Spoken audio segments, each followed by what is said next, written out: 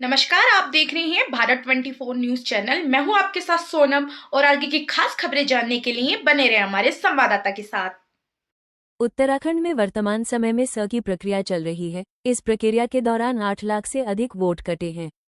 राज्य निर्वाचन आयोग के मुताबिक प्रदेश की 10 विधानसभा सीटों पर सर्वाधिक वोट कटने का अनुमान है, जिनमें धर्मपुर सीट भी शामिल है। क्योंकि कुछ समय बाद प्रदेश में विधानसभा चुनाव होने हैं, ऐसे में यह आंकड़ा चिंता का विषय भी है। वहीं धर्मपुर विधायक विनोद चमोली का कहना है कि स का पहला चरण पूरा हो चुका है और दूसरा चरण शुरू होना है। उनके अनुसार उनकी विधानसभा में प्रक्रिया सही दिशा में चल रही है, जिसके तहत डबल वोट, मृतक और ट्रांसफर वोट हटाए गए हैं, जबकि नए वोट बनना बाकी हैं। चमोली ने बताया कि धर्मपुर सीट 2003 के आधार पर डोईवाला, सहसपुर और लक्ष्मण चौक से मिलकर बनी है, जिससे मैपिंग में दिक्कत आए। उन्होंने उम्मीद जताते हुए कहा कि नए चरण में वोटर संख्या बढ़कर करीब 2 लाख तक पहुंच जाएगी, जिससे क्षेत्र में कटौती तो हुई है, लेकिन दूसरी ओर देखा जाए तो नए विकसित इलाकों से बड़ी संख्या में नए वोटर भी जुड़ेंगे। विधायक ने कहा कि अंतिम प्रकाशन के बाद ही स्थिति स्पष्ट होगी।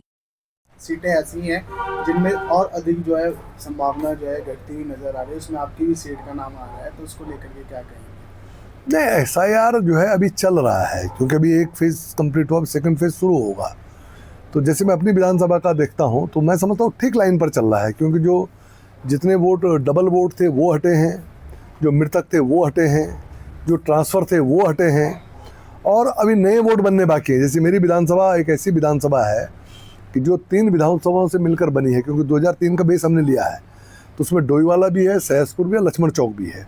तो वो एसआईआर में काफ़ी दिक्कत हमको मैपिंग में भी आई है उसमें, तो अभी उस चीज़ों को समेट रहे हैं। तो मुझे ऐसा लगता है कि जब नया फेज चलेगा, नए वोटर बनाने की बात आएगी, तो ऑटोमेटिकली ये संख्या बढ़ जाएगी और ठीक ठाक 2 लाख के लगभग वोट मेरे यहाँ रहेगा, ऐसा मुझे लगता है। अभी प्रक्रिया चल रही है, अभी उसका अंतिम जब प्रकाशन होगा उसके बाद ही कोई बात कही जा सकेगी, लेकिन ठीक चल रही है, उसमें कोई कठिनाई नहीं है। और हर क्षेत्र में, हर वर्ग में कहीं ना कहीं कटौतियाँ हुई हैं, तो उसको आप एक ही जगह नहीं कंसोलिडेट कर सकते हैं।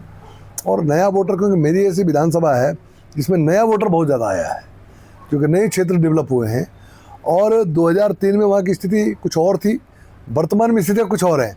तो जब नई वोटर लिस्ट पर बात आएगी और नए वोट बनाने की बात आएगी, तो ये संख्या अपने आप बढ़ जाएगी। तो ऐसी कमोबेश सभी विधानसभाओं में है।